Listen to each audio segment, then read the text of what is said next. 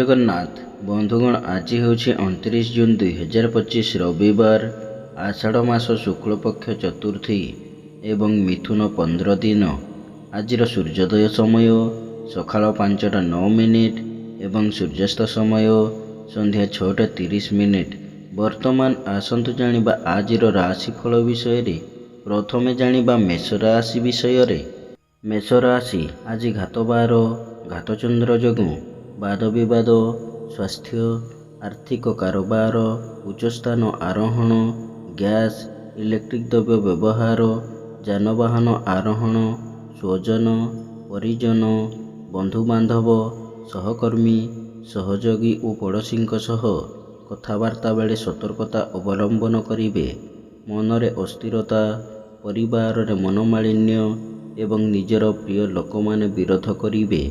ଉଚିତ କର୍ମରୁ ବିଚ୍ୟୁତ ହୋଇ ଅନୁଚିତ କର୍ମରେ ଆଗ୍ରହ ରଖିବେ ଏବଂ ବିନା କାରଣରେ ବହୁତ ବ୍ୟସ୍ତ ରହିବେ।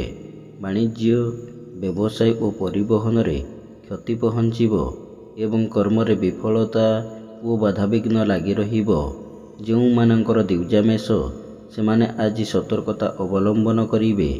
ଆପଣଙ୍କ ପାଇଁ ଆଜି ଶୁଭ ରଙ୍ଗ ସିଲଭର, ଶୁଭ ସଂଖ୍ୟା 11। ଆଜି ଆପଣ ପ୍ରଭୁ ହନୁମାନଙ୍କୁ ଆରାଧନା କରନ୍ତୁ। ତାପରେ ଜାଣିବା ବୃଷ ରାଶି ବିଷୟରେ।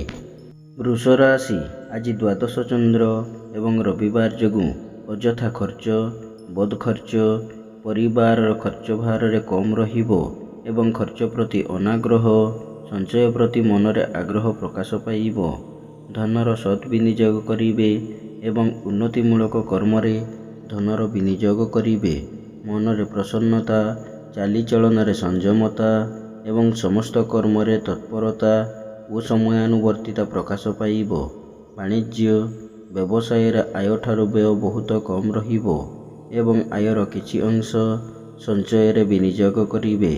କର୍ମରେ ସଫଳତା ଓ ସମସ୍ତ କଷ୍ଟସାଧ୍ୟ କାମ ଆଜି ଆପଣଙ୍କ ପାଇଁ ସହଜ ହେବ।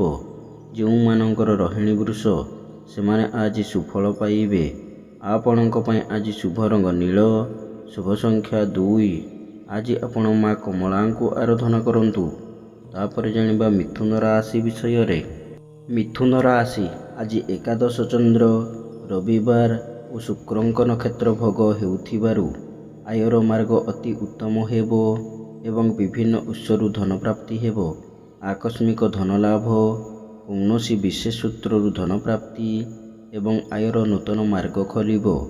ମନରେ ଉନ୍ନତ ଚିନ୍ତାଧାରା, ଉଚ୍ଚାଭିଳାଷ ପ୍ରକାଶ ପାଇବ ଏବଂ ଉନ୍ନତିମୂଳକ କର୍ମରେ ଧ୍ୟାନ ଅଧିକ ରହିବ।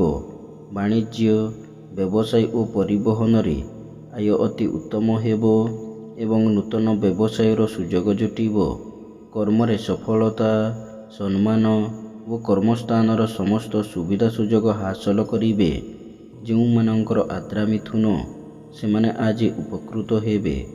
ଆପଣଙ୍କ ପାଇଁ ଆଜି ଶୁଭ ରଙ୍ଗ ସବୁଜ, ଶୁଭ ସଂଖ୍ୟା 12। ଆଜି ଆପଣ ଭଗବାନ ବିଷ୍ଣୁଙ୍କୁ ଆରାଧନା କରନ୍ତୁ। ତାପରେ ଜାଣିବା କର୍କଟ ରାଶି ବିଷୟରେ। କର୍କଟ ରାଶି ଆଜି ଦଶମ ଚନ୍ଦ୍ର, ରବିବାର ଯୋଗୁଁ ନୂତନ କର୍ମ ଆରମ୍ଭ କରିପାରନ୍ତି କିମ୍ବା ନୂତନ ନିଯୁକ୍ତିର ଖବର ମିଳିପାରେ। ସୁଖବର, ସୁସମ୍ବାଦ ମିଳିବ ଏବଂ ସମସ୍ତ କର୍ମରେ ସୁଚିନ୍ତିତ ପଦକ୍ଷେପ ନେବେ। ମନରେ ସତ୍ ଚିନ୍ତା, ସତ୍ ଭାବନା ପ୍ରକାଶ ପାଇବ ଏବଂ ସତ୍ କର୍ମରେ ଅଧିକ ଆଗ୍ରହ ରହିବ। ବାଣିଜ୍ୟ, ବ୍ୟବସାୟ ଓ ପରିବହନରେ ଆୟ ଅତି ଉତ୍ତମ ହେବ ଏବଂ କର୍ମରେ ଆଶାଠାରୁ ଅଧିକ ସଫଳତା ଏବଂ ସମସ୍ତ କର୍ମରେ ଆପଣଙ୍କର କର୍ମକୁଶଳତା, କାର୍ଯ୍ୟଦକ୍ଷତା ଓ ସମୟାନୁବର୍ତ୍ତିତା ପ୍ରକାଶ ପାଇବ। ଯେଉଁମାନଙ୍କର ପୁଷ୍ୟା କର୍କଟ, ସେମାନେ ଆଜି ସୁଫଳ ପାଇବେ। ଆପଣଙ୍କ ପାଇଁ ଆଜି ଶୁଭ ରଙ୍ଗ ଧଳା, ଶୁଭ ସଂଖ୍ୟା 3। ଆଜି ଆପଣ ମା ସମଲେଶ୍ୱରୀଙ୍କୁ ଆରାଧନା କରନ୍ତୁ। ତାପରେ ଜାଣିବା ସିଂହ ରାଶି ବିଷୟରେ।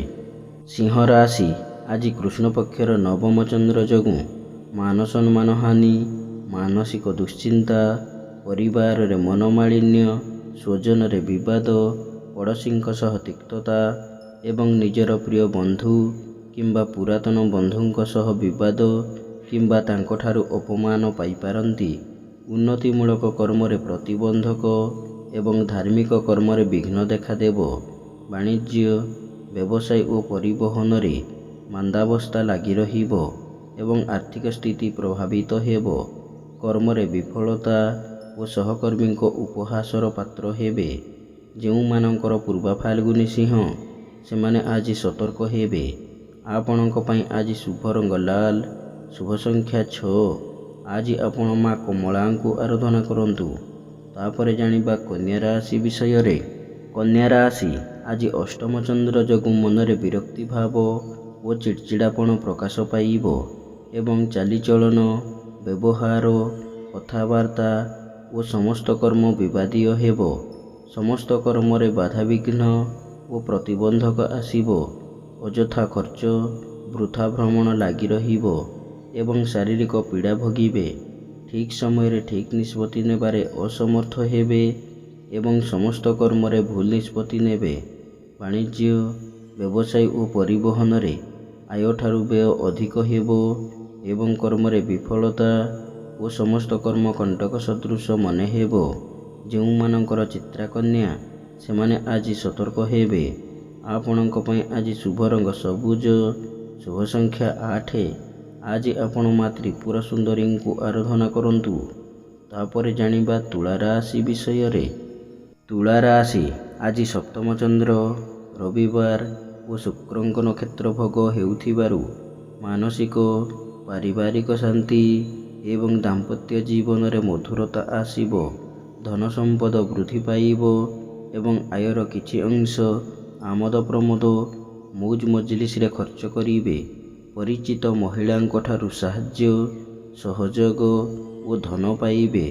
ବାଣିଜ୍ୟ, ବ୍ୟବସାୟ ଓ ପରିବହନରେ ଆୟ ଅତି ଉତ୍ତମ ହେବ ଏବଂ କର୍ମରେ ସଫଳତା, ମହିଳା ସହକର୍ମୀଙ୍କ ସାହାଯ୍ୟ, ସହଯୋଗ ପ୍ରାପ୍ତ କରିବେ।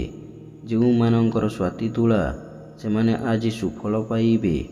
ଆପଣଙ୍କ ପାଇଁ ଆଜି ଶୁଭ ରଙ୍ଗ କଫି, ଶୁଭ ସଂଖ୍ୟା 6। ଆଜି ଆପଣ ପ୍ରଭୁ ଶ୍ରୀରାମଙ୍କୁ ଆରାଧନା କରନ୍ତୁ। ତାପରେ ଜାଣିବା ବିଛା ରାଶି ବିଷୟରେ।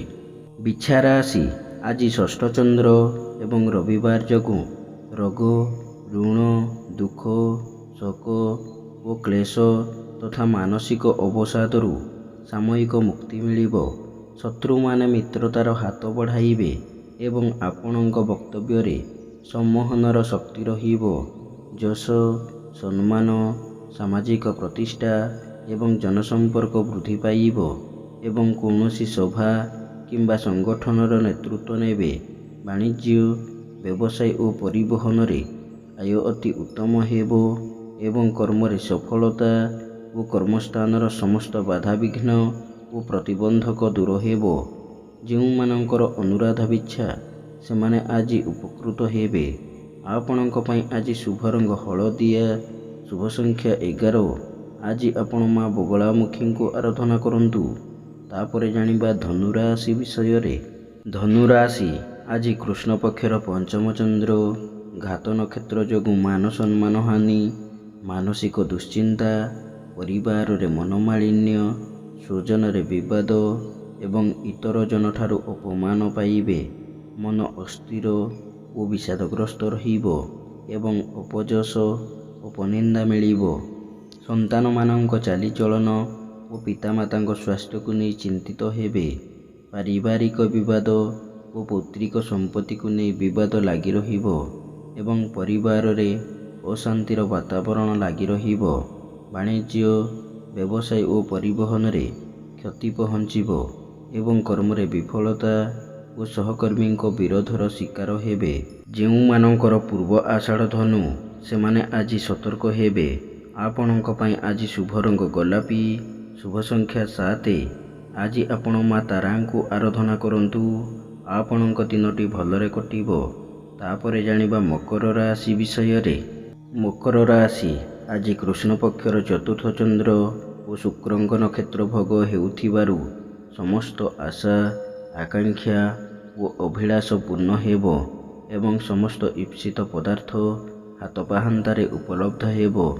ଗୁରୁଜନଙ୍କ କୃପା, କ୍ଷମତାଶାଳୀ ବ୍ୟକ୍ତିଙ୍କ ସହାୟତା ଏବଂ ରାଜନୈତିକ ବ୍ୟକ୍ତିଙ୍କ ଶୁଭ ଦୃଷ୍ଟିରେ ରହିବେ। ଧନ ସମ୍ପଦ ବୃଦ୍ଧି ପାଇବ ଏବଂ ଅନ୍ୟକୁ ଦେଇଥିବା ଧନ ଓ ହୃଦ୍ଧନ ଫେରି ପାଇବେ।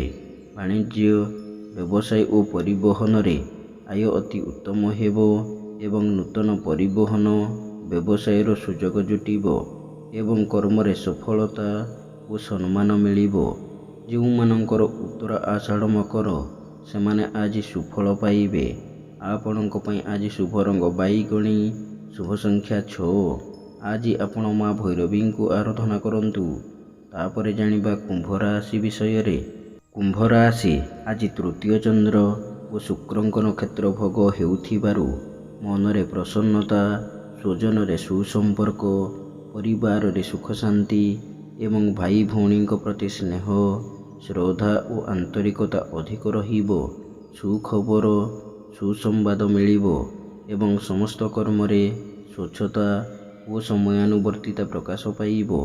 ନୂତନ କର୍ମାରମ୍ଭ, ବ୍ୟବସାୟ ଆରମ୍ଭ ଓ ବିଦେଶ ଯାତ୍ରାର ସୁଯୋଗ ଜୁଟିବ ଏବଂ ମନରେ ଦୃଢ଼ ଇଚ୍ଛାଶକ୍ତି ପ୍ରକାଶ ପାଇବ। ବାଣିଜ୍ୟ, ବ୍ୟବସାୟ ଓ ପରିବହନରେ ଆୟ ଅତି ଉତ୍ତମ ହେବ ଏବଂ କର୍ମରେ ଆଶାଠାରୁ ଅଧିକ ସଫଳତା ଓ ସମସ୍ତ କର୍ମରେ ଆପଣଙ୍କର ଶ୍ରେଷ୍ଠତା ପ୍ରତିପାଦନ କରିବେ। ଯେଉଁମାନଙ୍କର ଶତଭିଷା କୁମ୍ଭ ସେମାନେ ଆଜି ଉପକୃତ ହେବେ। ଆପଣଙ୍କ ପାଇଁ ଆଜି ଶୁଭ ରଙ୍ଗ ଇନ୍ଦ୍ରନୀଳ, ଶୁଭ ସଂଖ୍ୟା 3। ଆଜି ଆପଣ ମା ବିମଳାଙ୍କୁ ଆରାଧନା କରନ୍ତୁ। ତାପରେ ଜାଣିବା ମୀନ ରାଶି ବିଷୟରେ। ମୀନ ରାଶି ଆଜି କୃଷ୍ଣ ପକ୍ଷର ଦ୍ୱିତୀୟ ଚନ୍ଦ୍ର ଯୋଗୁଁ ଧନ କ୍ଷତି, ମାନସିକ ଅସ୍ଥିରତା, ପରିବାରରେ ମନୋମାଳିନ୍ୟ ଓ ସ୍ୱଜନରେ ବିବାଦ, ପଡ଼ୋଶୀଙ୍କ ସହ ତିକ୍ତତା ତଥା ଶାରୀରିକ ପୀଡ଼ା ଭୋଗିପାରନ୍ତି। ମୂଲ୍ୟବାନ ପଦାର୍ଥ ନଷ୍ଟ କିମ୍ବା ହଜିଯାଇପାରେ ଏବଂ ଆର୍ଥିକ ଠକାମିରେ ପଡ଼ିପାରନ୍ତି। ମନ ଅସ୍ଥିର ଓ ବିଷାଦଗ୍ରସ୍ତ ରହିବ ଏବଂ ଚାଲିଚଳନ, ବ୍ୟବହାର, କଥାବାର୍ତ୍ତା ବିବାଦୀୟ ହେବ। ବାଣିଜ୍ୟ, ବ୍ୟବସାୟ ଓ ପରିବହନରେ କ୍ଷତି ଦେଖାଦେବ ଏବଂ କର୍ମରେ ବିଫଳତା ଓ କର୍ମ ପ୍ରତି ଅନାଗ୍ରହ ଭାବ ପ୍ରକାଶ ପାଇବ। ଯେଉଁମାନଙ୍କର ରେବତୀ ମୀନ ସେମାନେ ଆଜି ସତର୍କ ହେବେ। ଆପଣଙ୍କ ପାଇଁ ଆଜି ଶୁଭ ରଙ୍ଗ ହଳଦିଆ, ଶୁଭ ସଂଖ୍ୟା 5। ଆଜି ଆପଣ ପ୍ରଭୁ ଶ୍ରୀଜଗନ୍ନାଥଙ୍କୁ ଆରାଧନା କରନ୍ତୁ। ଆପଣଙ୍କ ଦିନଟି ଭଲରେ କଟିବ।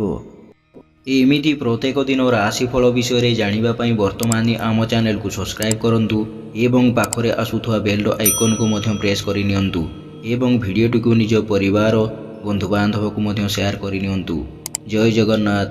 ନମସ୍କାର।